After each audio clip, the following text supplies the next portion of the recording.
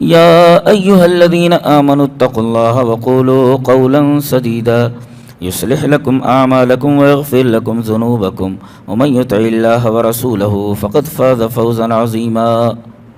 أما بعد فإن خير الحديث كتاب الله وخير الهدي هدي محمد صلى الله عليه وسلم وشر الأمور محدثاتها وكل محدثة بدعة وكل بدعة ضلالة الضلالة في النار. أعوذ بالله من الشيطان الرجيم. بسم الله الرحمن الرحيم.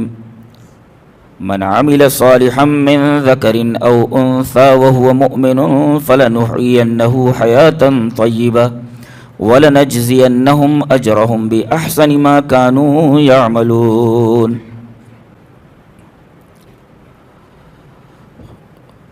محترمی صدر مجلس، محترم بزرگوں، نوجوان بھائیوں، پیارے بچوں، پردہ نشین ماں اور بہنوں،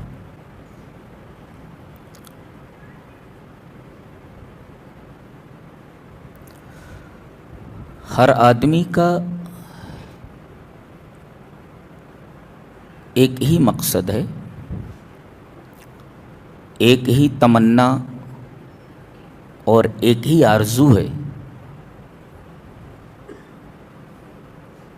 کہ مرنے کے بعد وہ جنت میں چلا جائے. بس قرآن حکیم نے اس بات کو بڑے خوبصورت پیرائے میں بیان کیا ہے. فرمایا فَمَنْ زُحْزِحَ عَنِ النَّارِ وَأُدْخِلَ الْجَنَّةَ فَقَدْ فَازَ وَمَا الْحَيَاةُ الدُّنْيَا إِلَّا مَتَاعُ الْغُرُورِ. جو جہنم سے بچا لیا گیا اور جنت میں داخل کر دیا گیا، وَأُدْخِلَ الْجَنَّةَ فَقَدْ فَازَ، وہ کامیاب ہو. ہی بیکیم سکسیسفل، بس وہی کامیاب ہو. اور رہی ہے دنیا کی زندگی، وَمَا الْحَيَاةُ الدُّنْيَا إِلَّا مَتَاعُ الْغُرُورِ، دھوکے کی ٹٹی ہے، یہ دھوکے کا سامان ہے. ایک نکتہ بتاتا ہوں. ایک صاحب نے پوچھا کہ مجھے عورتوں کے پردے پر تقریر کرنی ہے تو کوئی نکتہ بیان کیجیے. میں نے ان سے کہا کہ آپ نے حضرت سلیمان علیہ السلام اور ملکہ بلقیس کا واقعہ سورہ نمل میں 19ویں پارے میں پڑھا ہے؟ کہاں پڑھا ہے؟ کہا کہ کیا واقعہ ہے؟ کہا کہ پہلے تو ان کا تخت منگایا گیا ملکہ کا، اور اس کے بعد ایک خصوصی محل میں انہیں داخل کیا جانے لگا. صرح ممرد، بہت ہی خوبصورت انداز سے بنا ہوا محل.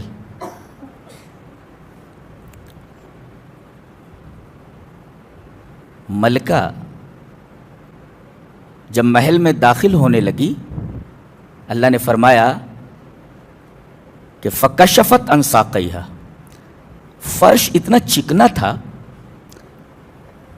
کہ شہزادی کو لگا کہ پانی ہے، تو اس نے اپنی پنڈلی کھول دی. فَكَشَفَتْ عَنْ سَاقَيْهَا. میں نے کہا اللہ نے یہ نکتہ بیان فرمایا ہے یہاں کہ جو شہزادیاں ہوتی ہیں ان کے کپڑے مکمل ہوتے ہیں، ان کی پنڈلیاں کھلی نہیں ہوتی، ڈھکی ہوئی ہوتی. یہ شہزادیوں کے لباس ہے. اور میں نے یہ بھی نکتہ بیان کیا کہ بے لباسی کی وجہ جانتے ہیں آپ؟ آدمی بے لباس کب ہوتا ہے؟ لباس کب اتار پھینکتا ہے؟ جب نظروں کا دھوکہ ہو. اس لیے کہ ملکہ بلقیس نے جب یہ دیکھا فلما رأتہ حسبتہ لجۃ وکشفت عن ساقیہا، اس نے چکنے فرش کو پانی کی لہر سمجھا.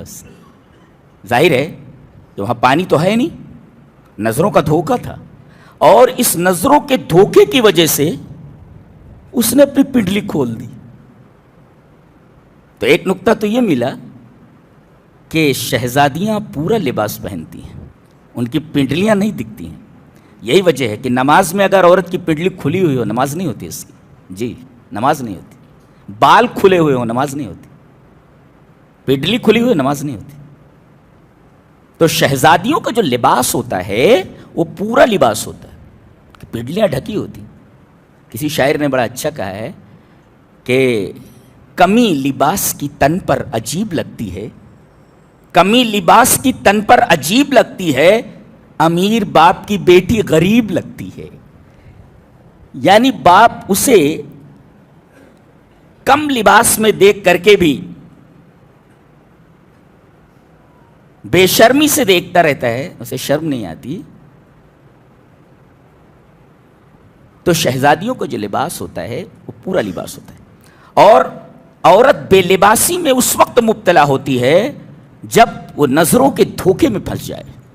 آج یورپ نے جو گندگی اور جو بے لباسی مسلم معاشرے میں پھیلائی ہے، اور مسلم معاشرے نے بلا سوچے سمجھے اس کو ایکسپٹ کر لیا ہے، در حقیقت یہ دھوکہ ہی تو ہے. دھوکہ کیسے ہوتا ہے؟ ہم جب سڑک پر کار سے جا رہے ہوتے ہیں تو دور ایسا لگتا ہے جیسے سڑک کے اوپر پانی بہہ رہا ہو. ظاہر ہے کہ آپ جب قریب جائیں گے تو وہ پانی نہیں ہوگا، یہ نظروں کا دھوکہ ہے. اس نظروں کے دھوکے کی وجہ سے ہم سڑک کے اوپر ریت کو یا میدان میں ریت کو پانی سمجھ بیٹھے. فلما رأته حسبته لجة وكشفت عن ساقيه. تو قرآن حکیم کے بولنے کا انداز بڑا پیارا ہے، بہت حسین انداز میں بولتا ہے. اس کے بولنے کو جو لیول ہے وہ بالکل عجیب و غریب لیول ہے. وہ اسے ہم جیسے قرآن حکیم کے برسوں کے طالب علم ہی سمجھ سکتے ہیں کہ کس مقام سے اور کس لیول سے بولتا ہے. ایک ہوتی ہے زبان، ایک ہوتی ہے قرآن کی زبان، ایک ہوتی ہے عربی زبان، ایک ہے قرآن کی زبان. ٹھیک ہے وہ بھی عربی زبان میں ہے، مگر اس کا جو لیول ہے بولنے کا وہ بہت ہی اونچا لیول ہے، ہائیسٹ لیول آف ٹاکنگ.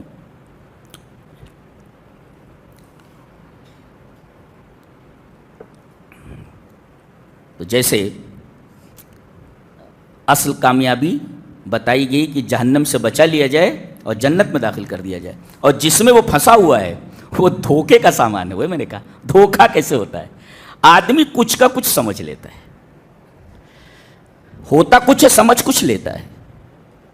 وہ یہ سمجھتا ہے کہ دنیا ہی سب کچھ ہے، حالانکہ ایسا نہیں ہے. ایک دن اس دنیا سے اسے چلے جانا ہے، چند گز کفن کے علاوہ کچھ نہیں لے جاتا. تو یہ متاع الغرور ہی تو ہے، دھوکے کا سامان ہی تو ہے. اللہ. اچھا، یہ جو جہنم سے بچا لیا گیا اور جنت میں داخل کر دیا گیا اور حقیقی کامیابی اسے ملی، کس بنیاد پر؟ بھئی کوئی بنیاد ہوگی نا. کس وجہ سے جہنم سے بچا لیا گیا اور کس وجہ سے ایک آدمی جہنم سے نہیں بچایا گیا؟ یہ تو نا، ایک آدمی جہنم میں گیا اور ایک آدمی جہنم سے بچا لیا گیا، ایک آدمی جنت میں داخل کر دیا گیا، ایک آدمی جنت سے محروم کر دیا گیا. وجہ تو ہونی چاہیے نا، وجہ ہے. اب ہم وہ تفصیل سے وجہ بتائیں گے. اگر یہ بات سمجھ میں آ گئی تو ہماری زندگی کا مقصد اور قرآن حکیم کے بتائے ہوئے مقاصد کا خلاصہ ہمارے سامنے آ جاتا ہے. خطبہ مسنونہ کے بعد جو میں نے آیت تلاوت کی ہے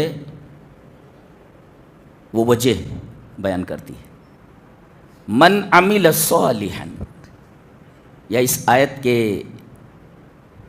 پہلے، اس آیت سے پہلے ایک اور آیت پڑھ لیتے ہیں. وَمَن يَعْمَلْ مِنَ الصَّالِحَاتِ وَهُوَ مُؤْمِنٌ فَأُولَٰئِكَ يَدْخُلُونَ الْجَنَّةَ وَلَا يُظْلَمُونَ نَقِيرًا. جو آدمی نیک عمل کرے گا ایمان کے ساتھ، فَأُولَٰئِكَ يَدْخُلُونَ الْجَنَّةَ، یہ جنت میں داخل ہوگا اور جہنم سے بچا لیا جائے گا. تو بنیاد کیا ہے؟ عمل. اب اس آیت کریمہ پر آتے ہیں جو ہم نے خطبہ مسنونہ کے بعد تلاوت کی. من عمل، ابھی ہم صالحن کو بعد میں لیتے ہیں، پہلے ہم عمیلہ دیکھتے ہیں. عمیلہ جس نے عمل کیا، کہیں کہیں آتا ہے فعلا کیا، اور کہیں کہیں کہتا ہے عمیلہ عمل کیا. تو کہتے ہیں یہ فعل برا ہے. ہم بولتے ہیں نا ارے بھائی کیسا برا فعل ہے یہ، ہم یہ بھی بولتے ہیں کیسا برا عمل ہے یہ. تو کبھی ہم کہتے ہیں یہ فعل برا ہے اور کبھی کہتے ہیں ہم کہ یہ عمل برا ہے. تو فعل میں اور عمل میں کیا فرق ہے وہ دیکھ لیتے. پہلے دو آیتیں پڑھتے ہیں. اور عجیب بات تو یہ ہے کہ دونوں کا سینس ایک ہی ہے، دونوں آیتوں کا.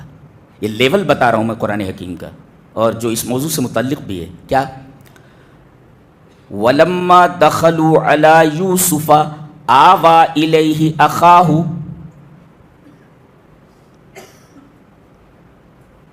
حضرت یوسف علیہ السلام نے اپنے بھائیوں سے کہا، اس وقت وہ پہچان نہیں سکے تھے، بولے گھر میں اور کون ہے؟ ظاہر نہیں کرنا چاہتے تھے کہ میں یوسف ہوں۔ تم لوگوں نے تو اسے پستی کے اندر ڈال دیا تھا اور اللہ تعالیٰ نے اسے بلندی عطا فرمائی۔ اس کا مطلب وہ تو عز من تشاء وہ تو ذل من تشاء، اللہ جسے عزت دے اس کو کوئی ذلیل نہیں کر سکتا، جسے ذلیل کرے اسے کوئی عزت نہیں دے سکتا، یہ ذہن میں رکھ لیں۔ انہوں نے تو نیچے پھینک دیا تھا، کنویں کے اندر پھینک دیا تھا کہ مر جائے گا یہ، لیکن اللہ تبارک و تعالیٰ نے انہیں پستی سے نکال کر کے کس بلندی پر پہنچا دیا، کنویں کی تہ سے نکال کر بادشاہت کے تخت پر بٹھا دیا۔ اور یہ اللہ تعالیٰ کا قانون ہے، یہ حکومت کسی کو دیتا ہے، اقتدار کسی کو دیتا ہے، کس لیے دیتا ہے؟ فَلْيَنْظُرْ كَيْفَ يَعْمَلُونَ، وہ یہ دیکھنا چاہتا ہے کہ عمل کیسا کرتے ہیں۔ دیکھیں یہاں عمل کے اوپر فیصلہ ہوتا ہے جی۔ اگر عمل آپ کا غلط ہے تو آپ کا کان پکڑ کر کے تخت سے اتار کر کے فٹ پاتھ پر کھڑا کر دیا جاتا ہے، اور آپ کا عمل اگر اچھا ہے تو پھر آپ کو موقع دیا جاتا ہے کام کرنے کا۔ فَلْيَنْظُرْ كَيْفَ تَعْمَلُونَ، یہ دیکھنے کے لیے کہ تم کام کیسا کرتے ہو، تو وہاں بھی عمل ہی ہے، دنیا کے اندر بھی ایسا ہی ہے۔ اگر آپ عمل کریں گے تو آپ کو اچھا بدلہ ملتا ہے یہاں بھی۔ تو یہ بادشاہت کے تخت پر بٹھا دیا جاتا ہے یہ دیکھنے کے لیے کہ عمل کیسا کرتے ہیں، خلاصہ عمل ہی ہے جی۔ تو وَلَمَّا دَخَلُوا عَلَى يُوسُفَ آوَى إِلَيْهِ أَخَاهُ قَالَ إِنِّي أَنَا أَخُوكَ فَلَا تَبْتَئِسْ بِمَا كَانُوا يَفْعَلُونَ، یا اس طرح بِمَا كَانُوا يَعْمَلُونَ۔ اب دیکھیے فَلَا تَبْتَئِسْ بِمَا كَانُوا يَعْمَلُونَ، وہ جب دوبارہ بنیامین کو لے کر کے آئے تو بنیامین کو لے کر کمرے میں چلے گئے شہر میں، کہا کہ مجھے پہچانتا ہے؟ بولے نہیں، کافی وقت گزر چکا ہوتا ہے ایک بھائی کو دیکھے ہوئے۔ بنیامین بہت چھوٹے تھے اور حضرت یوسف کو انہوں نے طفولت کے عالم میں دیکھا تھا، دونوں ایک دوسرے کو، حضرت یوسف تو پہچان گئے مگر بنیامین نہیں پہچان سکے، اور اس وجہ سے بھی ان کے خیال میں یہ بات نہیں آئی کہ بھائی کو تو پھینک دیا گیا تھا، وہ اتنا بڑا آدمی کیسے ہو سکتا ہے۔ یہاں نظروں کا دھوکہ ہے یہاں بھی، کہا کہ کون ہے آپ؟ انی انا اخوک، آئی ایم یور برادر، میں تمہارا بھائی ہوں، انی انا اخوک، رونے لگے۔ تو حضرت یوسف نے اپنے بھائی کو دلاسا دیتے ہوئے کہا فلا تبتئس بما كانوا يعملون، دیکھ ان کے کرتوتوں پر جو وہ کر رہے تھے، جو کرتے تھے، اس پر دل گرفتہ مت ہو، غمگین نہ ہو۔ اب دیکھیں یہاں پر عمل کی نسبت کن کی طرف کی گئی ہے؟ بھائیوں کی طرف کی گئی جی، اور بھائی انسان ہے، تو گویا کہ عمل کی نسبت انسانوں کی طرف کی جاتی ہے جی۔ عمل کون کرتا ہے؟ انسان کرتا ہے، جانور عمل نہیں کرتا ہے، یہ فرق ہے۔ یعنی جانور عمل نہیں کرتا، عمل کی نسبت جانوروں کی طرف نہیں کی جاتی۔ لیکن عجیب بات ہے کہ فعل جو جانوروں کی طرف بھی منسوب ہوتا ہے اور جس کی نسبت انسانوں کی طرف بھی کی جاتی ہے، یہ کن کی طرف آئے؟ حضرت نوح علیہ السلام کی قوم کے لیے، ذرا دیکھ لیتے ہیں۔ وَأُوحِيَ إِلَىٰ نُوحٍ أَنَّهُ لَن يُؤْمِنَ مِن قَوْمِكَ إِلَّا مَن قَدْ آمَنَ فَلَا تَبْتَئِسْ بِمَا كَانُوا يَفْعَلُونَ، بینی وہی سینس ہے، دیکھیں وہاں بِمَا كَانُوا يَعْمَلُونَ ہے اور یہاں بِمَا كَانُوا يَفْعَلُونَ ہے۔ نوح کی طرف وہی کی گئی کہ جتنے لوگ تیری قوم کے ایمان لا چکے ہیں بس اتنے ہی ایمان لائیں گے، اب آگے ایک آدمی بھی ایمان لانے والا نہیں ہے۔ اللہ 950 سال تک، 1000 سال تک یہ آدمی توحید کی دعوت دیتا رہا، صرف 80-82 لوگ ایمان لائے، اور بتا دیا گیا اللہ کی طرف سے کہ جتنے لوگ ایمان لا چکے ہیں اب ایک آدمی بھی آگے ایمان لانے والا نہیں ہے۔ وَأُوحِيَ إِلَىٰ نُوحٍ أَنَّهُ لَن يُؤْمِنَ إِلَّا مَن قَدْ آمَنَ، جتنے لوگ ایمان لا چکے ہیں بس اتنے ہی، اب آگے کوئی ایمان لانے والا نہیں ہے، دلاسا دیا جا رہا ہے۔ وہاں حضرت یوسف نے اپنے بھائی بنیامین کو دلاسا دیتے ہوئے کیا کہا؟ فَلَا تَبْتَئِسْ بِمَا كَانُوا يَعْمَلُونَ، عمل کی نسبت ان کے بھائیوں کی طرف، یہاں نوح علیہ السلام کی قوم کی طرف نسبت کرتے ہوئے فعل لایا گیا، عمل نہیں لایا گیا۔ فَلَا تَبْتَئِسْ بِمَا كَانُوا يَفْعَلُونَ، فعل کی نسبت جانوروں کی طرف کی جاتی ہے۔ گویا اگر آدمی ایمان اور عمل صالح سے محروم ہو جائے تو اس کا شمار انسانوں میں نہیں ہوتا، جانوروں میں ہوتا ہے۔ جی جی بہت خوش نصیب ہیں آپ لوگ کہ آپ لوگوں کو جانوروں کے زمرے سے نکال کر کے، جانوروں کے گروہ سے نکال کر کے انسانوں کے گروہ میں کھڑا کر دیا گیا ہے۔ آپ جانور نہیں، آپ انسان ہیں۔ آپ یہ اللہ تبارک و تعالیٰ کی سب سے بڑی رحمت ہے آپ کے اوپر کہ آپ کو جانوروں کی صف میں لا کر نہیں کھڑا کیا گیا، اس لیے کہ جو ایمان نہیں لاتے انہیں کہا گیا ہے یفعلون، یہ فعل جانوروں کی طرف منسوب کیا جاتا ہے. وہاں دیکھو عمل ہے اور سینس وہی ہے. فلا تبتئس بما كانوا يعملون اور فلا تبتئس بما كانوا يفعلون. کم سے کم انہوں نے ایک گناہ کیا تھا لیکن مومن تھے، وہ بھائی سب ایمان والے تھے، کافر نہیں تھے. وہ یوسف علیہ السلام کے جو بھائی تھے ان سے خطا ہوئی تھی، یوسف کے ساتھ انہوں نے غلط سلوک کیا تھا لیکن ایمان والے تھے، نبی کے بیٹے ہیں وہ لوگ. لیکن یہ لوگ انہوں نے ایمان ہی قبول نہیں کیا، لہذا وہاں یعملون کہا گیا، عمل کو انسانوں کی طرف منسوب کیا گیا. اور یہاں سینس وہی ہے، فلا تبتئس بما كانوا يفعلون، فعل کو منسوب کیا گیا ہے ان لوگوں کی طرف، نوح کی قوم کے ان لوگوں کی طرف جو ایمان نہیں لائے. یعنی جو ایمان نہ لائے اور عمل صالح نہ کرے اس کا شمار انسانوں میں نہیں کیا جاتا، وہ جانور ہے، جانوروں کی صف میں. یہ قرآن حکیم کا لیول ہے بولنے کا. دیکھیں سینس ایک ہی ہے نا. فلا تب دیکھ لیجیے آپ، فلا تبتئس بما كانوا يعملون فلا تبتئس بما كانوا يفعلون. فرق ہونا چاہیے نا دونوں میں. فرق سمجھ میں آیا نا؟ تو یہ فعل اور عمل میں فرق سمجھ میں آیا. یہاں کیا ہے؟ من عمل. عمل کس کو بولتے ہیں؟ عمل کہتے ہیں کہ عمل الشیء باستمرار، to do anything continuously. کسی چیز کو مسلسل اگر آپ کریں گے تو وہ عمل ہے. اگر ایک بار آپ کر لیتے تو وہ عمل نہیں ہے، وہ فعل ہے. وہ یہ فرق ہے. دوسرا، اگر ایک بار کرتے ہیں لمرۃ واحدہ وہ الفعل، اگر ایک بار کرتے تو فعل ہے، اور اگر مسلسل کرتے ہیں آپ تو وہ عمل ہے. تو گویا کہ عمل الشیء باستمرار، to do anything continuously, مسلسل کسی چیز کو کرنے کو عمل بولتے ہیں.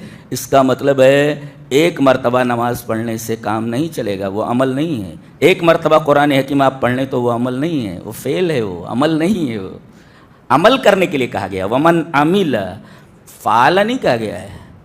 اور آپ انسان ہیں، ان سے مطالبہ کیا جا رہا ہے کہ وہ کام کریں تو مسلسل کریں، اس لیے کہ عمل میں استمرار داخل ہے، کنٹینیوٹی داخل ہے، تسلسل داخل ہے. اگر عمل مسلسل نہیں ہے تو وہ عمل نہیں ہے، وہ کام عمل کے دائرے میں نہیں آتا. وہ کوئی کام اگر آپ مسلسل کر رہے ہو تو وہ عمل ہے، اور اگر کام مسلسل نہ کر رہے ہو، ایک مرتبہ دو مرتبہ کر کے چھوڑ دیا تو وہ عمل نہیں ہے، وہ فعل ہے. وہ یہ سمجھ میں آیا؟ عمل یہ اتنی اہم چیز ہے کہ دنیا کی ساری چیزیں مرنے کے بعد ایک حد تک ساتھ دیتی ہیں. مرنے کے بعد ایک حد تک ساتھ دیتی ہیں، اس کے بعد کوئی ساتھ نہیں دیتا، صرف ایک چیز. چلیے وہ حدیث پڑھ لیتے ہیں. حدیث اس طرح. وعن عبد الله بن ابي بكر قال سمعت انس بن مالك يقول قال رسول الله صلى الله عليه وسلم يتبع الميت ثلاثه فيرجع اثنان ويبقى واحد يتبعه اهله وماله وعمله فيرجع اهله وماله ويبقى عمله. رواہ مسلم فی کتاب الزہد. حضرت امام مسلم رحمہ اللہ اس حدیث کو ایسے ہی کتاب الزہد میں لائے. حضرت انس بن مالک فرماتے ہیں کہ میں نے نبی پاک صلی اللہ علیہ وسلم کو یہ فرماتے سنا کہ میت کے ساتھ تین چیزیں چلتی ہیں. دیکھو مر گیا نا، یہ مر گیا، مرنے کے بعد اب لے جا رہے ہیں اس کو آخری قیام گاہ کی طرف. بلکہ یہ کوئی آخری قیام گاہ نہیں ہے، بلکہ وہ ایک اسٹاپ ہے بیچ میں، وہ عارضی اسٹاپ ہے، اور پھر اس کے بعد اسے آخری منزل کی طرف جانا ہے. تو اسے اس مقام تک پہنچانے کے لیے تین چیزیں چلتی ہیں. یتبعہ، نبی کریم صلی اللہ علیہ وسلم فرمایا تین چیزیں چلتی ہیں میت کے. یتبع المیت ثلاثۃ، ثلاثہ مانے تین. تو فیرجع اثنان ویبقى واحد، دو چیزیں لوٹ آتی ہیں، تیسری جاتی. چلتی تین ہیں مگر قبرستان سے دو چیزیں لوٹ آتی ہیں، ایک چیز جاتی ہے اس کے ساتھ. آپ نے فرمایا جاتی تو تین ہیں مگر لوٹتی دو ہیں، ایک اس کے ساتھ چلی جاتی ہے. کیا؟ یتبعہ اہلہ ومالہ وعملہ. میت کے پیچھے چلتے ہیں اس کے اہل و عیال، بھائی ہے، بیٹا ہے، رشتہ دار ہیں، اور مالہ.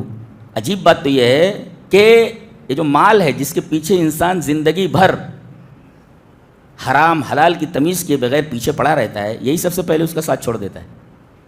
بنگلہ بولتا ہے بڑی محنت سے تو نے بنایا، نکل لے یہاں سے. ارے کہتے جلدی سے نکالو بھائی، گھر گندا ہو جائے گا، سڑ جائے گی لاش. اللہ، اتنی بے وفا ہے دنیا ہے، جی بے وفا ہے.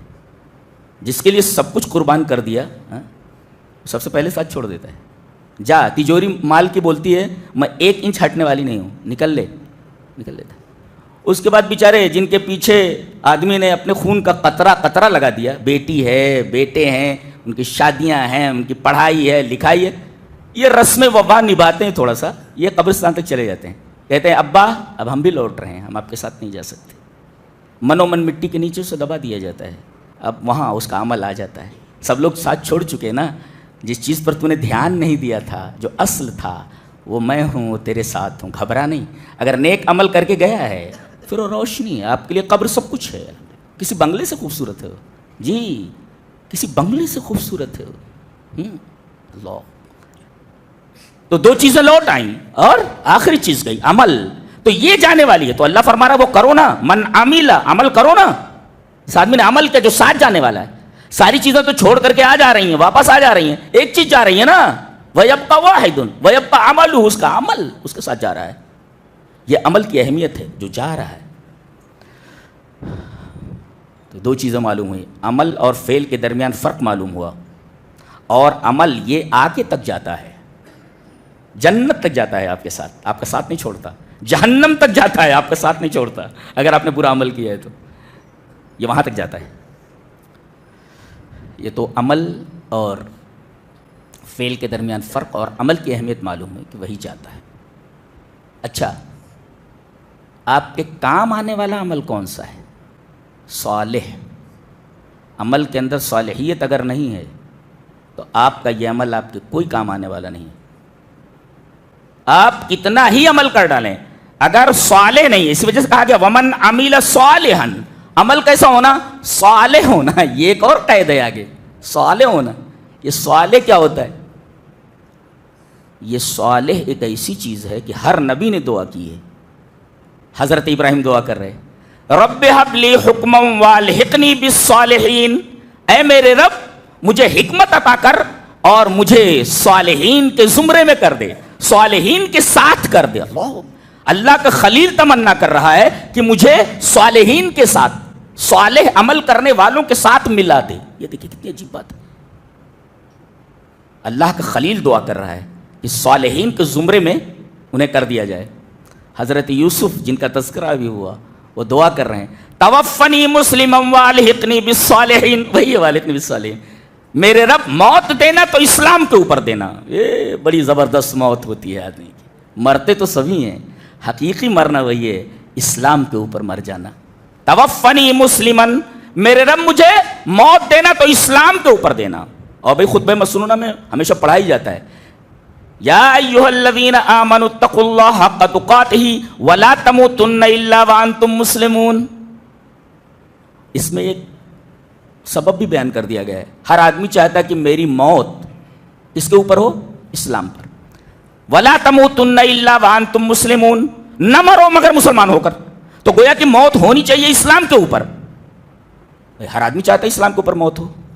سبب کیا کرے کہ اسلام کے اوپر موت ہو؟ بتایا گیا اتقوا اللہ حق تقاتہ، اللہ سے اسی طرح ڈرو جس طرح ڈرنے کا حق ہے۔ ایک ہے ڈرنا، ایک ہے اس طرح ڈرنا جیسا کہ اس کے ڈرنے کا حق ہے، اس سے ڈرنا۔ آج یہی ڈر ختم ہو گیا ہے، جو اختلافات ہیں نا، ہم لوگوں میں شیطان توحید کے راستے سے نہیں، اختلاف کے راستے سے گھس گیا ہے اور ہم اس کو سمجھ نہیں پا رہے ہیں۔ ضرورت ہے کہ اس اختلاف کو اور دلوں کی اس دوری کو ختم کیا جائے۔ جانتے ہیں کتنی بڑی چیز ہے؟ مشہور حدیث ہے وہ کہ نبی کریم صلی اللہ علیہ وسلم نے ارشاد فرمایا کیا میں تمہیں ایک ایسا عمل نہ بتا دوں جو نماز یعنی نفل نماز سے بہتر ہے، صدقے سے بہتر ہے، روزوں سے، نفلی روزوں سے افضل ہے؟ کہا کہ اللہ کے رسول ضرور بیان فرمائیے۔ کہا کہ اصلاح ذات البین، اگر لوگوں کے درمیان دلوں میں دوریاں پیدا ہو گئی ہوں ان کو کوشش کرو، اپنا کام کرو، ان کو جی اپنا کام کیجیے آپ، تو بہت بڑی بات ہے۔ تو تمنا کی حضرت ابراہیم نے صالحین کے ساتھ، صالح عمل کرنے والوں کے ساتھ مجھے ملا دے۔ حضرت یوسف دعا کر رہے ہیں توفنی مسلما والحقنی بالصالحین، اس کا مطلب صالحین، صالح عمل کرنے والے بہت بڑے لوگ ہوتے ہیں، بہت بڑے لوگ ہوتے ہیں۔ اگر ابراہیم خلیل اللہ دعا کر رہے ہیں کہ ان کے زمرے میں انہیں شامل کر لیا جائے، اس کا مطلب صالحیت بہت بڑی چیز ہے نا جی۔ اور ایک جگہ فرمایا گیا کہ جب آدمی 40 سال کا ہو جائے تو اسے کیا کرنا چاہیے؟ چلیے وہ آیت پڑھ لیتے ہیں، سورہ احقاف کی یہ مشہور آیت ہے، وَوَصَّيْنَا الْإِنسَانَ بِوَالِدَيْهِ إِحْسَانًا حملته امه كرها ووضعته كرها وحمله وفصاله 30 شهرا حتى اذا بلغ اشده وبلغ 40 سنه. 40 کا مطلب ہوتا ہے 40 سنہ مانے سال، 40 سال کا ہو جائے. پہلے یہ کہا گیا ہم نے حکم دیا ہے انسانوں کو کہ اپنے والدین کے ساتھ اس نے سلوک کریں، باپ کے ساتھ ماں کے ساتھ. پہلے والدین کہا گیا، ماں باپ. دیکھو قرآن حکیم کا انداز کس لیول سے بات کرتا ہے. دیکھو غور سے دیکھو، وَوَصَّيْنَا الْإِنسَانَ یہ نہیں کہ ہم نے حکم دیا، ہم نے وصیت کی ہے. اور وصیت جو ہوتی ہے نا پوری کی جاتی ہے، وصیت کو پوری کرنا ضروری ہے جی. اور اللہ وصیت کر رہا، اللہ کی وصیت کو تو بردرجہ اولا پورا کرنا چاہیے. تو ہم نے وصیت کی کس کو؟ انسانوں کو. کیا وصیت کی؟ وَوَصَّيْنَا الْإِنسَانَ بِوَالِدَيْهِ إِحْسَانًا اپنے والدین کے ساتھ حسن سلوک کریں. والدین آ گیا، ماں باپ دونوں. اب آگے جو بیان ہے صرف ماں کا ہے. حملت، میری ماں بہن سن نہیں، دیکھو حملته امه کرہا ووضعته کرہا. 3 مرتبہ 3 درجات باپ سے بلند ہے ماں کے، اور تینوں وجہیں بیان کی گئی ہیں. ایک تو وہ تھک تھک کر 9 مہینہ پیٹ میں رکھتی ہے، اور دوسرے پیدا ہونے کے بعد وہ دودھ پلاتی ہے اس کو، اور پھر وضع حمل کے وقت جو تکلیف برداشت کر سکتی.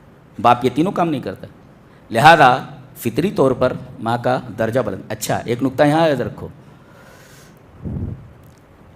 ماں کا حق زیادہ بڑا ہے، باپ سے زیادہ بڑا ہے، لیکن عظمت باپ کی بڑی ہے جی. دونوں میں فرق ہے. اس لیے کہ قرآن میں کہیں ماں کی نہیں قسم کھائی گئی ہے، باپ کی قسم اللہ نے کھایا ہے. نہیں معلوم آپ کو؟ لا اقسم بہذا البلد وانت حل بہذا البلد ووالد وما ولد. اللہ قسم کھاتا ہے باپ کی اور بیٹے کی، بچوں کی. دیکھو باپ کی قسم اللہ نے، ماں کی قسم کہیں نہیں کھائی ہے اللہ نے. تو یہ فرق یاد رکھو کہ ماں کا حق بڑا ہے لیکن باپ کی عظمت بڑی ہے، سب کچھ قربان کر دیتا ہے جی جی اپنی اولاد کے لیے سب کچھ قربان کر دیتا ہے. تو ماں کا حق بڑا ہے لیکن عظیم کون ہوتا ہے؟ عظمت کس کی ہے؟ باپ کی ہے. اسی وجہ سے اللہ تعالیٰ نے ماں کی قسم نہیں کھائی ہے پورے قرآن میں، باپ کی قسم کھائی، والد کی. ووالد، واو قسمیہ ہے یہاں، ووالد وما ولد قسم ہے باپ کی. اس کا مطلب یہ ہوا حق ماں کا بڑا ہے مگر عظمت باپ کی ہے. یہ دونوں میں فرق ملحوظ رکھا جائے. سمجھ میں آیا جی؟ اس کے بعد فرمایا گیا حتی اذا بلغ اشدہ، جب جوان ہو جائے، وبلغ 40 سنہ، اور 40 سال کا ہو جائے، کیا کرنا چاہیے؟ قال رب اوزعنی ان اشکر نعمتک التی انعمت علی وعلی والدی وان اعمل صالحا ترضاہ. وہی آگے صالحا جی. دعا کرے کہ اللہ مجھے توفیق دے، توفیق دے مجھے. دیکھو کسی چیز میں اللہ کی توفیق نہ ہو تو کام پورا نہیں ہوتا. اسی وجہ سے اللہ سے توفیق مانگنی چاہیے. توفیق کا مطلب سمجھاتا ہوں میں، نہیں سمجھے ہوں گے توفیق کا مطلب آج تک. اس کو ایک مثال سے سمجھاتا ہوں. آپ اپنے گھر سے وضو بنا کر کے، اذان ہو چکی ہے، وضو بنا کر کے آپ اپنے گھر سے مسجد کے لیے نکلے. نیت کیا ہے؟ نماز ادا کرنا، ایک نیک کام کے لیے نکلے. اچانک کوئی بدماش دوست آپ کو مل گیا اور آپ کو باتوں میں الجھا لیا، یہاں چل وہاں چل وہاں چل، آپ کی نماز چلی گئی. دیکھیے نکلے تو تھے آپ لیکن توفیق اللہ کی طرف سے نہیں ہے. یہ اصل چیز ہے. آپ نیک کام کرنے کے لیے چلتے ہیں لیکن جب توفیق نہ ہو تب تک آپ نیک کام انجام نہیں دے سکتے. تو توفیق مانگا کیجیے اللہ سے کہ بیچ میں اڑچن نہ آ جائے کوئی. تو یہ اڑچن کا ہٹ جانا یہ توفیق الہی سے ہوتا ہے. یہ توفیق ہے. یہ توفیق کی مثال جو میں نے دی ہے وہی ہے. قال رب اوزعنی، مجھے توفیق دے، ان اشکر نعمتک التی انعمت علی، کہ میں تیری ان نعمتوں کا شکریہ ادا کروں جو نعمت تو نے مجھ پر کی ہے. کیسی نعمت؟ علم کی نعمت، مال کی نعمت، حسن کی نعمت، تمام چیزوں کی نعمتیں آ گئی جو تو نے نعمت میرے اوپر کی ہے. تو گویا کہ نعمت جتنی بڑی ہو شکر اتنا بڑا لازم ہے انسان کے اوپر. ان اشکر نعمتک التی انعمت علی وعلی والدی، ماں باپ کو بھی مت چھوڑو. جو میرے ماں باپ پر تو نے انعام کیا ہے تو مجھے توفیق دے کہ میں اس کا شکر ادا کر سکوں. اور وان اعمل صالحا، اور یہ بھی توفیق دے کہ میں عمل صالح کروں جو اس آیت میں ہے من عمل صالحا، اس لیے کہ یہی عمل صالح یہی جنت میں لے جانے والا ہے نا. اللہ. اور فرمایا وَأَصْلِحْ لِي فِي ذُرِّيَّتِي، یہی نہیں کہ میں صالح ہوں بلکہ میری اولاد میری ذریت کے اندر بھی صالحیت، فی ذریتی، صالحیت میں ان میں داخل کر دے. سو فی ہے وہاں پر. عالم سمجھتے ہیں اس کو کہ فی کا کیا مطلب؟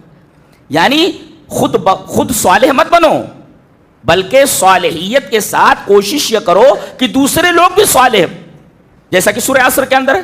یہی تو ہے والعصر ان الانسان لفی خسر الا الذین آمنوا وعملوا الصالحات وتواصوا بالحق وتواصوا ایمان، عمل صالح اور حق جو آپ کو پہنچا ہے، ایمان جو پہنچا ہے دوسروں تک پہنچانا، اس کی وصیت کرنا.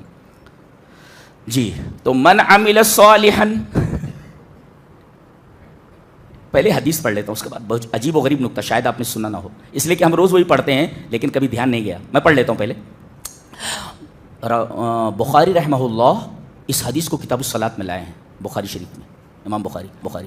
پہلے حدیث پڑھ لیتے ہیں.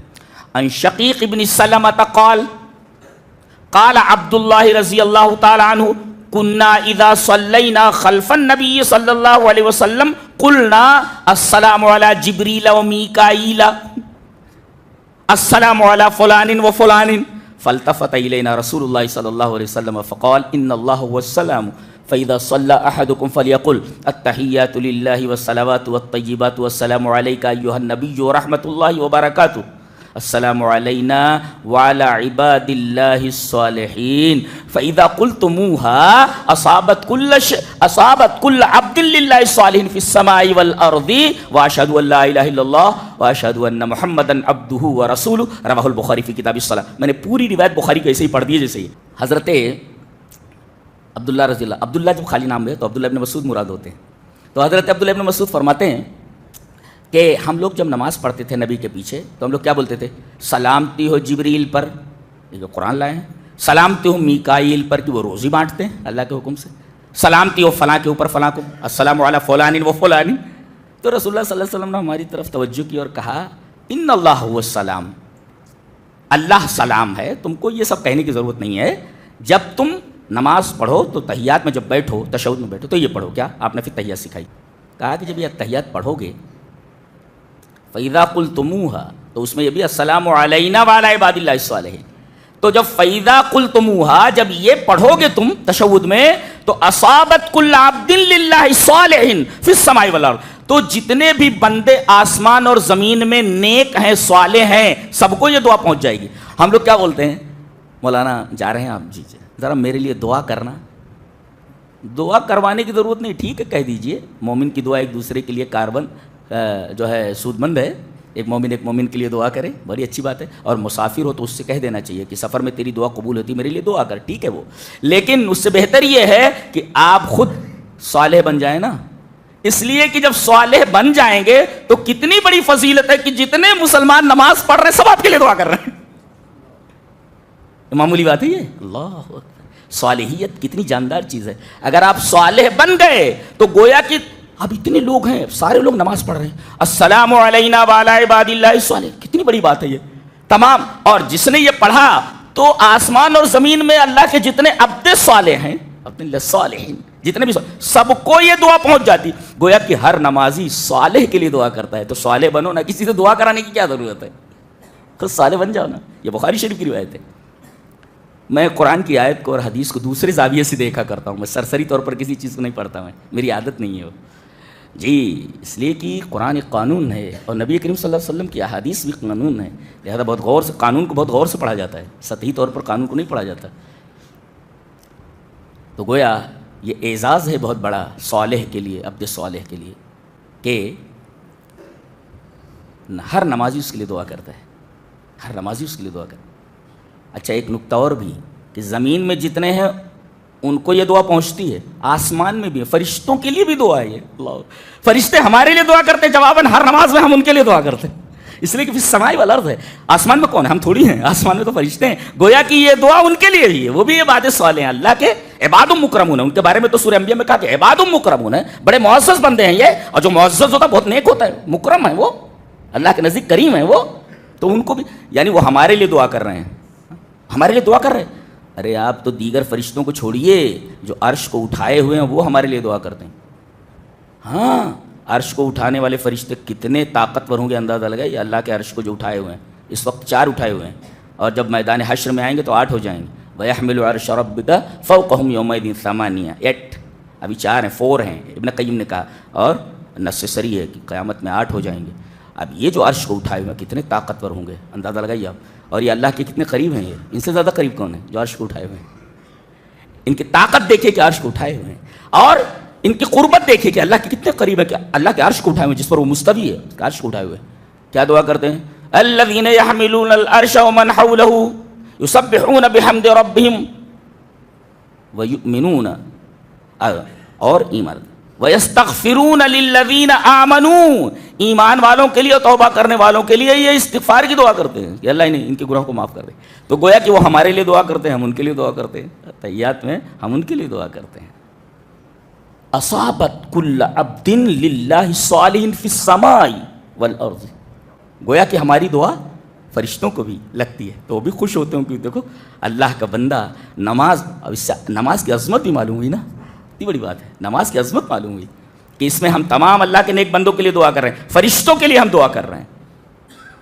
یہ ساری چیزیں نماز پڑھتے وقت یاد رہنی چاہیے کہ ہم کیا بول رہے ہیں. گونگی بہری نماز نہیں پڑھنی چاہیے, جی گونگی بہری نماز نہیں پڑھنی چاہیے. اچھا, اگر صالح ہے بچہ تو مرنے کے بعد وہ جتنی نیکیاں کرے گا بغیر اس کی نیکیوں کا ثواب کم کیے آپ کو اس کی نیکیوں کا ثواب ملتا رہے گا. لوگ کہتے ہیں ابا کی طرف سے قربانی کر دی جائے, ابا کی طرف سے یہ کر دیا. ارے بھائی تو جو کچھ کرے گا سب باپ کو ملنے والا ہے.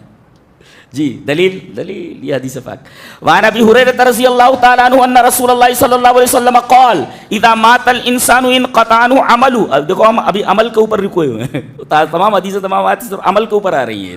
اذا مات الانسان انقطع عنه عمله الا من ثلاثه, الا من صدقه جاریہ او علم ينتفع به او ولد صالح يدعو له, رواہ مسلم فی کتاب الوصیہ. حضرت امام مسلم رحمہ اللہ اس حدیث کو اسے کتاب الوصیہ میں لائے, راوی حضرت ابو ہریرہ.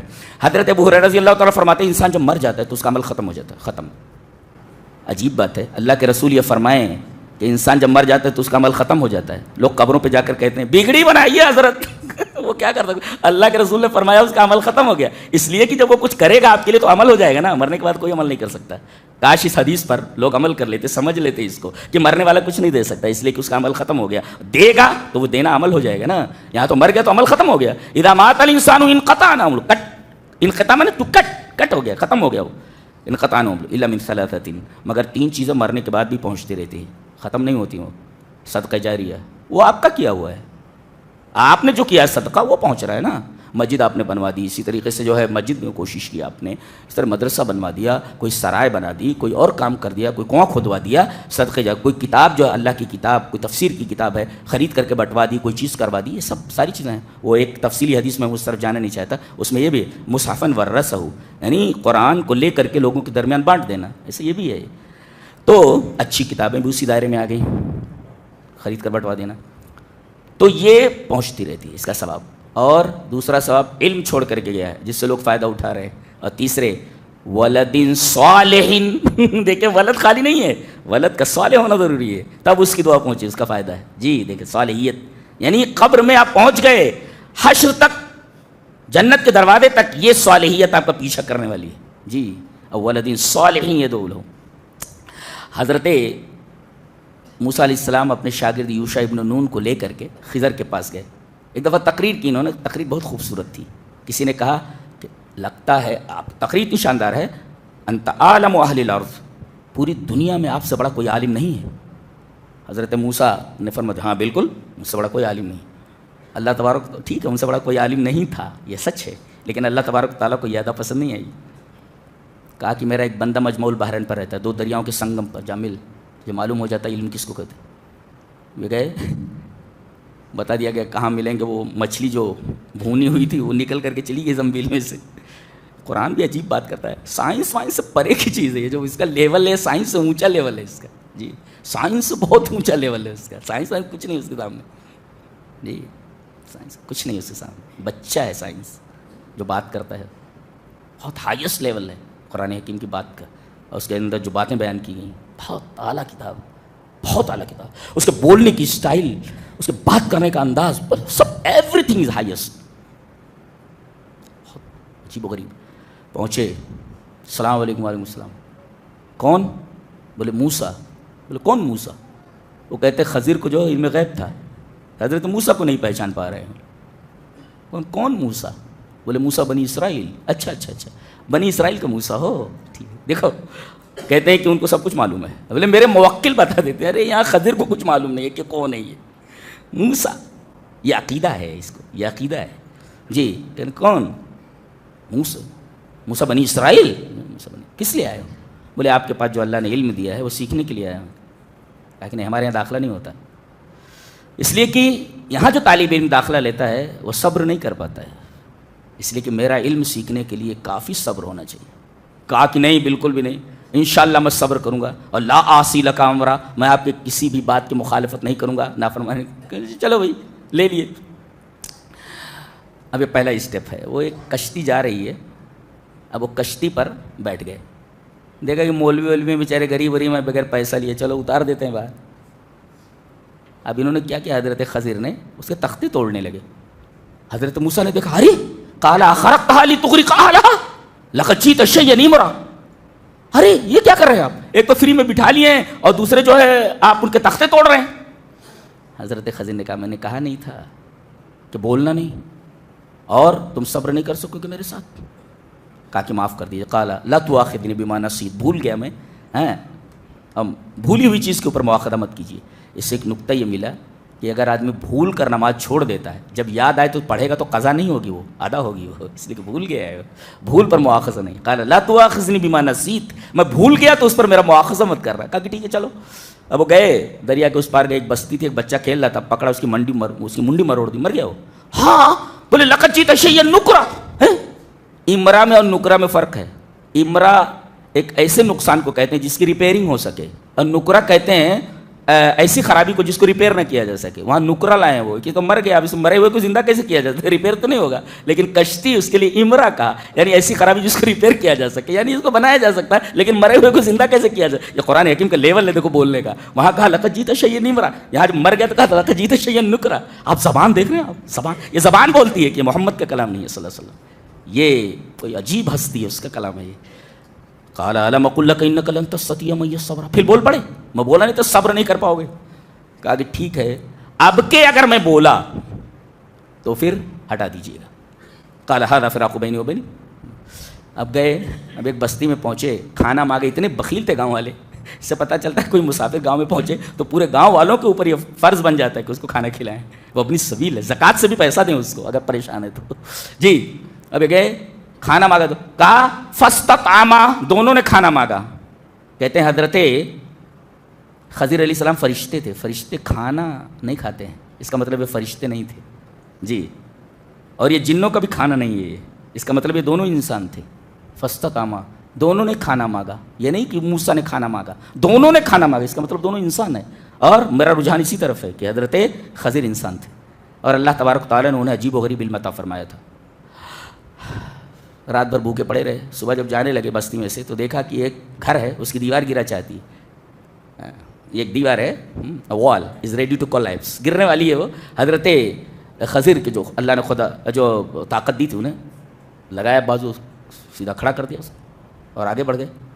تو غصے میں تو تھے، جلالی پیغمبر ہیں، یہ انبیاء بنی اسرائیل کا سب سے معزز پیغمبر ہے، سب سے بڑا عالم ہے. اسی وجہ سے اللہ کے رسول بار بار یہ کہتے ہیں اگر موسیٰ بھی آ جائیں مجھے چھوڑ کر ان کی اتباع کرو گے تو گمراہ ہو جاؤ. کیوں موسیٰ کا حوالہ کیوں بار بار، عیسیٰ کا کیوں نہیں، کسی اور نبی کا کیوں نہیں؟ اس لیے کہ انبیاء بنی اسرائیل کا سب سے بڑا نبی ہے اور بہت بڑا عالم ہے. اللہ نے اس کو سونٹا دیا تھا، ڈنڈا، قوموں کو سدھارنے کے لیے. سونٹا ڈنڈا ہوتا، اور قومیں ڈنڈے سے سدھرتی ہیں کیونکہ 4 کتابیں عرشہ اتری، 5واں اترا ڈنڈا. 4 کتابیں عرش سے اتری، 5واں ڈنڈے سے سمجھایا جاتا تھا، آدمی سمجھتا نہیں تھا. جی تو غصے میں آئے، کہا کہ کیوں سیدھا کر دیا آپ نے؟ لئن شئت لاتخذت علیہ اجرا، پیسہ لے لیتے تھے، دیوار سیدھی کرنے کا پیسہ لے لیتے، پیسہ آپ نے کیوں نہیں لیا؟ کہا کہ ہذا فراق بینی و بینک، میرے ساتھ رہ کر تم صبر نہیں کر سکتے، چلے جاؤ، لیکن سب سمجھتے جاؤ میں نے ایسا کیوں کیا. وہ تو آپ کو معلوم ہی ہے کیسے ہوا. وہ آخری جو بات تھی کہ یہ جو دیوار میں نے سیدھی کی ہے یہ اس گاؤں کے 2 یتیم بچوں کی ہے اور اس کے نیچے خزانہ گڑا ہوا ہے. وَكَانَ تَحْتَهُ كَنْزٌ لَهُمَا.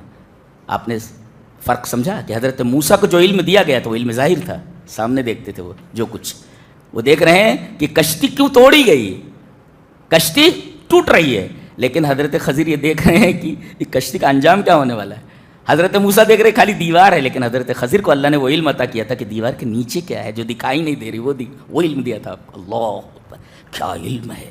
یعنی قرآن حکیم جو جس لیول سے بات کرتا ہے, معلوم ہوتا ہے سائنس اس کے سامنے کچھ بھی نہیں ہے. کچھ میں کون سا علم ہے یہ کہ دیوار کے نیچے اسے خزانہ نظر آ جائے؟ یہ کون سا علم ہے کس کے پاس ہے یہ علم؟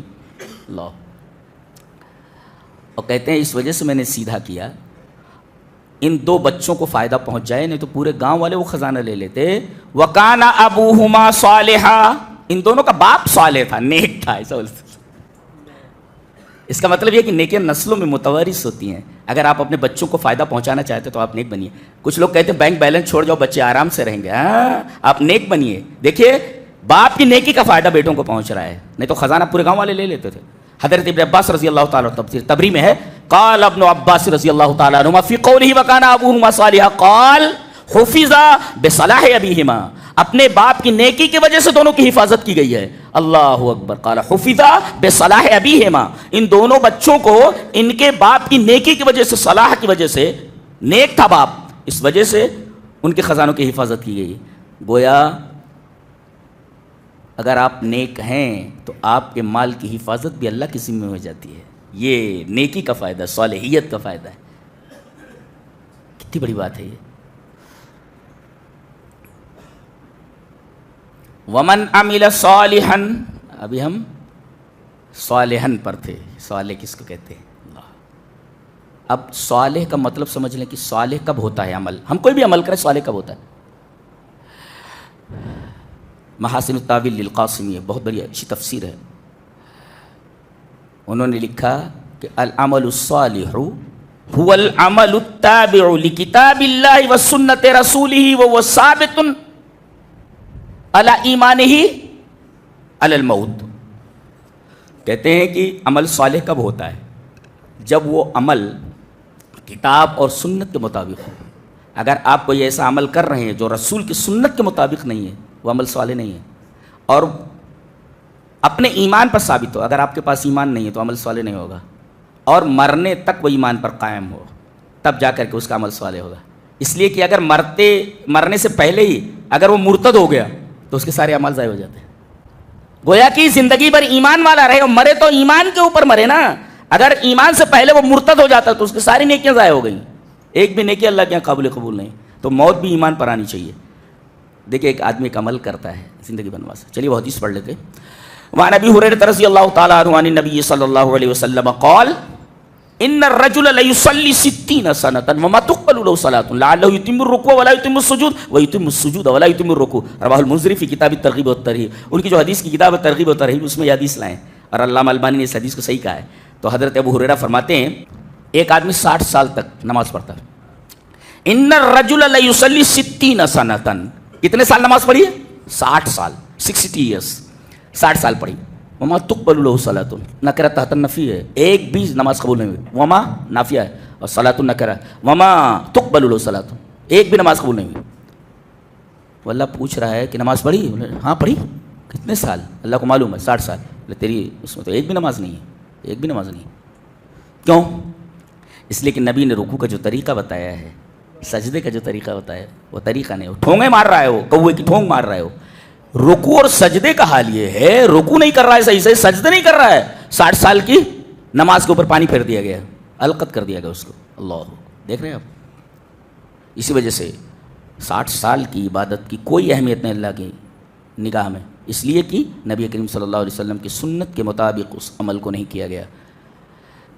چلیے ایک حدیث اور دیکھ لیتے ہیں. عن ابی قلابة حدثنا ابو سلیمان مالک بن الحویرث قال صلوا كما رأيتموني أصلي فإذا حضرت الصلاة فليؤذن لكم أحدكم وليؤمكم أكبركم.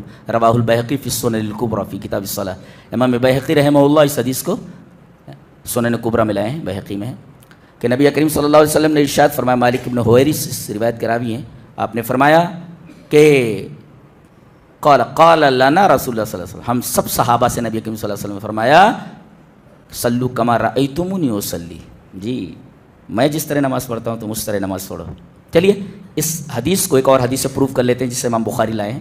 وعن ابی وائل عن حذیفہ رضی اللہ تعالی عنہ رأى رجلا لا يتم ركوعه ولا سجوده فلما قضى صلاته قال له حذیفہ ما صلیت وعصبه قال لو مت على غیر سنت محمد صلی اللہ علیہ وسلم، رواہ البخاری فی کتاب الصلاۃ۔ حضرت امام بخاری اس حدیث کا ایسی کتاب الصلاۃ کے اندر ابو وائل بولتے ہیں میں نے حضرت حذیفہ رضی اللہ تعالیٰ عنہ کو دیکھا، روایت کرتے ہیں کہ انہوں نے ایک آدمی کو دیکھا، حضرت حذیفہ نے آیا اور نماز پڑھ رہا ہے، جب نماز سے فارغ ہوا تو اس کو بلایا، کہا کیا کر رہے تھے؟ بولے نماز پڑھا تھا۔ بولے ما صلیت، تو نے نماز نہیں پڑھی؟ ارے بولے میں نے نماز تو پڑھی ہے۔ بولے ما صلیت، تو نے نماز نہیں پڑھی۔ اور راوی کہتے ہیں کہ میں سمجھتا ہوں کہ انہوں نے یہ کہا لو مت علی غیر سنت محمد صلی اللہ علیہ وسلم، اگر تو اسی طرح نماز پڑھتے ہوئے مر گیا تو کم سے کم تیری نماز سنت رسول پر تو نہیں ہوگی۔ بعض لوگ پوچھتے ہیں کہ بھئی رفع الیدین نہ کیا جائے تو کیا نماز نہیں ہوگی؟ امین بالجہر نہ کیا جائے تو نماز نہیں ہوگی؟ سورہ فاتحہ نہ پڑھا جائے تو نماز نہیں ہوگی؟ ایسا پوچھتے رہتے ہیں، یہ ہمیں معلوم نہیں۔ جواب کیا ہے اس کا؟ یہ جو اس میں ہے کہ ہم یہ سب نہیں جانتے، ہم وہی جواب دیں گے جو حذیفہ نے کہا، کیا اگر اس طرح تو نماز پڑھتے ہوئے مر گیا تو کم سے کم تیری نماز سنت رسول پر تو نہیں ہوگی، اس لیے کہ سب سنت سے ثابت ہے۔ لو مت علی غیر سنت محمد صلی اللہ علیہ وسلم، وہ صرف اتنا ہی کر رہا تھا نا کہ رکوع اور سجدے برابر نہیں کر رہا تھا، آپ نے فرمایا لو مت علی غیر سنت محمد صلی اللہ علیہ وسلم۔ اب دیکھیں من عمل صالحا، جس آدمی نے نیک عمل کیا، نیک عمل کب ہوتا بتایا گیا کہ کتاب و سنت کے مطابق ہو، ایمان کی حالت میں ہو اور ایمان پر ہی موت ہوئی ہو، چار چیزیں ہونی چاہیے، سنت کے مطابق، اللہ کی کتاب کے مطابق، ایمان والا ہو اور ایمان ہی پر اس کی موت ہوئی ہو۔ یہ چار چیزیں یاد رکھیے، یہ چار چیزیں اگر پائی جاتی ہیں تو آپ کا عمل صالح ہے، ورنہ نہیں۔ تو ابھی ہم نے من عمل صالحا پر بحث کی ہے، من ذکر او انثی، یہ عمل صالح جو کرنا ہے یہ صرف مرد کو کرنا ہے نہیں، بلکہ کہا گیا ذکر او انثی۔ امام ابن عاشور نے تحریر و تنویر میں لکھا، جو ان کی تفسیر کی کتاب ہے، ان احکام الاسلام یستوی فیہما الذکور والاناث، جتنے بھی احکام اسلامیہ ہیں اس میں عورت اور مرد سب برابر ہیں۔ جس طرح مرد پر نماز فرض ہے اسی طرح عورت پر بھی فرض ہے، جس طرح روزے مردوں پر فرض ہیں عورتوں پر بھی فرض ہیں، تو احکام اسلام جس طرح مردوں پر فرض ہیں عورتوں پر بھی فرض ہے، من ذکر و انثی، اس لیے کہ دونوں کو جنت اور جہنم میں جانا ہے، جی دونوں کے لیے جنت اور جہنم بنی ہے، صرف مردوں کے لیے نہیں ہے، عورتوں کے لیے بھی ہے، جنت جس طرح مردوں کے لیے عورتوں کے لیے، جہنم جس طرح مردوں کے لیے اسی طرح عورتوں کے لیے۔ تو ان احکام الاسلام یستوی فیہا الذکور والاناث، مرد عورت دونوں احکام اسلامی میں برابر ہیں۔ ٹھیک ہے، تو مرد اور عورت دونوں کو کرنا ہے نیک عمل۔ اچھا اس میں ذکرین پہلے لائے گا، میں کہتا ہوں قرآن کے ساتھ لیول سے بولتا ہے، ذکرین پہلے لائے گا انثیٰ بعد میں، پہلے مرد بعد میں عورت کا تذکرہ ہے۔ اس کا مطلب عورت کو اللہ تبارک و تعالیٰ نے محکوم بنایا ہے، عورت حاکم ہے، اس لیے کہ فوج کا ایک جرنل ہوتا ہے، اگر وہ نہ ہو تو ایٹ رینڈم لڑکی ماری جائے گی، تو اس طرح آئلی نظام کو چلانے کے لیے بھی ایک سربراہ ہونا ضروری ہے، اس وجہ سے ذکر کو پہلے لایا گیا، مرد کو پہلے لایا گیا، اور وہی مطلب ہے الرجال قوامون علی النساء، مردوں کو قوام بنایا گیا عورتوں پر۔ تو من ذکر او انثی وہو مؤمن، ایمان کی قید ہے وہ تو بتایا گیا ابھی، اگر کرے تو نیک عمل، اللہ تعالیٰ نے فرمایا فَلَنُحْيِيَنَّهُ حَيَاةً طَيِّبَةً۔ اس میں ایک نکتہ بڑا عجیب سا ہے، ہم دیں گے نہیں، ایسا ترجمہ لوگ کرتے ہیں، اگر کوئی عورت یا مرد نیک عمل کرے تو ہم اس کو حیات طیبہ دیں گے، دیں گے کہاں ترجمہ ہوتا ہے؟ دیں گے ترجمہ نہیں ہے یہاں، فَلَنُحْيِيَنَّهُ۔ وہ ایک مفسر نے لکھا ہے کہ ان اسناد الاحیاء الى اسم الجلالہ تشریفا لہ کانہ قیل فإنہ حیات طیبۃ منا، یہاں جو ہے فلنحیینہ، ہم اس کو زندہ کریں گے، ایسا زندہ رکھیں گے اس کو حیات طیبہ پر، یعنی زندہ دیں گے نہیں، زندہ رکھیں گے۔ مفسر لکھتا ہے کہ یہاں اللہ نے فرمایا میں زندہ رکھوں، ہم زندہ رکھیں گے، تو زندہ رکھنے کی اسناد اپنی طرف کی ہے، نسبت کی ہے اسم الجلالہ کی طرف، اللہ نے اپنی طرف کی ہے، تشریفا لہ، اس کی عظمت بیان کرنے کے لیے، گویا اللہ یہ کہنا چاہتا ہے یہ جو حیات طیبہ ہے نا ہم دے رہے ہیں بولے تو، اور اللہ جب بولے ہم دے رہے ہیں بولے تو وہ حیات طیبہ ہوتی ہے۔ اللہ فلنحیینہ۔ اچھا ایک نکتہ اور ملا، کہ عمل صالح کرنے والی قوم ہی زمین پر زندہ کہلائے جانے کی مستحق ہے. جو آدمی نیک عمل نہ کرے وہ زندہ نہیں ہوتا ہے، چلتی پھرتی لاش ہوتا ہے وہ. جی زندہ وہی لوگ ہوتے ہیں جو عمل صالح کرتے ہیں. فلنحین، ایسا نہیں کہ ہم انہیں حیات طیبہ، ہم زندہ رکھیں گے. گویا کہ اصل زندگی، اصل حیات طیبہ یہ ہے کہ آدمی عمل صالح کرے. اچھا جی، حیاک اللہ حیاک اللہ. تو یہ جو احیاء جو ہے اس کی سند اللہ نے اپنی طرف کی ہے. ہم زندہ رکھیں گے، بولے تو ہم زندہ رکھیں گے، یعنی اللہ جب بولے ہم زندہ رکھیں گے تو ایک بات ہی معلوم ہے. اور دوسرے عمل صالح کے نتیجے میں وہ احیاء ہے. اس کا مطلب جو نیک عمل کرے گا وہی زندہ کہلائے جانے کے مستحق ہے. آج مر چکے ہیں لوگ، مسلمان مر چکے ہیں، کہتے ہیں ہم کو جلا دیا جا رہا ہے. ارے بھائی لاشوں کے ساتھ کیا کیا جاتا ہے؟ جلایا تو جاتا ہے لاشوں کو، دفن کر دیا جاتا ہے. مر چکے ہیں. عمل صالح نہیں ہے ہماری زندگی میں، نیک عمل. اس لیے کہ کوئی بتایا جاتا ہے حدیث یہ، ارے وہی ہمارا امام ایسا بولتا ہے وغیرہ وغیرہ، یہ ساری چیزیں موجود ہیں ہمارے یہاں. من عمل صالحا من ذکر او انثی وهو مؤمن فلنحینہ حیاتا طیبہ. حیاتا طیبہ کا کیا مطلب ہے؟ اللہ بنگلہ دے دے گا، کار دے دے گا، دسیوں دکان دے دے گا، آپ بیٹھے رہیں خالی کھاتے رہیں، یہ حیات طیبہ کا مطلب ہے؟ نہیں.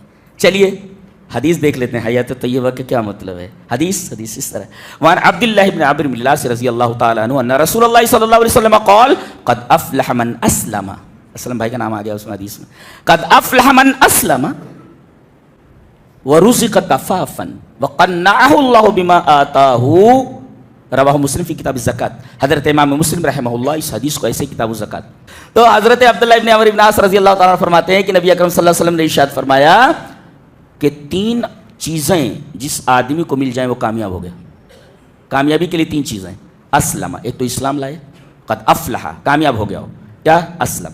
ورزق کفافن، اور اسے روپیہ یا رزق کفاف دے دیا گیا. کفاف کا کیا مطلب ہوتا ہے؟ ان یکون بقدر الحاجہ، حاجت کے مطابق دے دیا گیا، ضرورت کے مطابق دے دیا گیا. کسی کے سامنے ہاتھ نہیں پھیلا رہا، 10 نگر نہیں ہے، بس اتنا مل گیا بس. تو یہ ہے رزق کفافن، ضرورت کے مطابق رزق دے دی. وقنعہ اللہ بما آتا، اللہ نے جتنا دیا اس پر قناعت کر لے، جتنا دیا ہے اس پر قناعت کر لے. اب قناعت کا کیا مطلب ہے؟ مفسرین نے لکھا ہے کہ قناعت کا مطلب القناعۃ الرضا بما آتاہ اللہ وترک التشوف الی المفقود والاستغناء بالموجود. القناعہ، قناعت کا کیا مطلب ہے؟ اللہ نے جو دیا ہے اس پر خوش ہو جانا.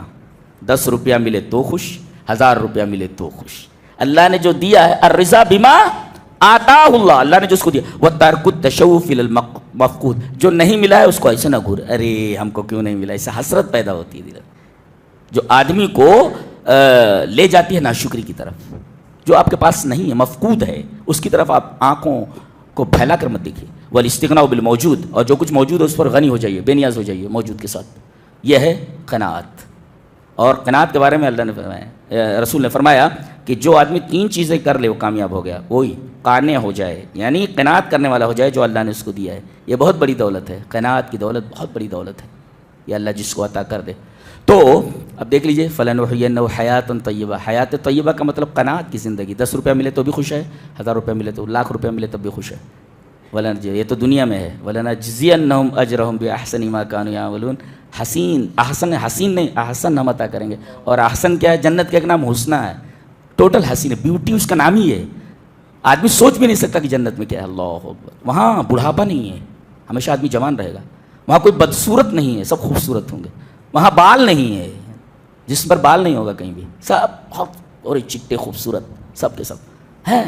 کبھی ختم نہ ہونے زندگی. عورتیں، بچے، جو کچھ آدمی چاہے گا ساری چیزیں موجود. تو آخرت کی زندگی بنا لو نا. یہ 60-65 سال کی زندگی لعنت بھیجو اس کے اوپر. اللہ تبارک و تعالیٰ جو ہے ہمیں آخرت کی زندگی میں کامیاب کر دے، در حقیقت وہی کامیابی ہے. فمن زحزح عن النار وادخل الجنة فقد فاز وما الحیاۃ الدنیا الا متاع الغرور. اللہ ہمیں عمل صالح کی توفیق عطا فرمائے. وآخر دعوانا الحمد للہ رب العالمین.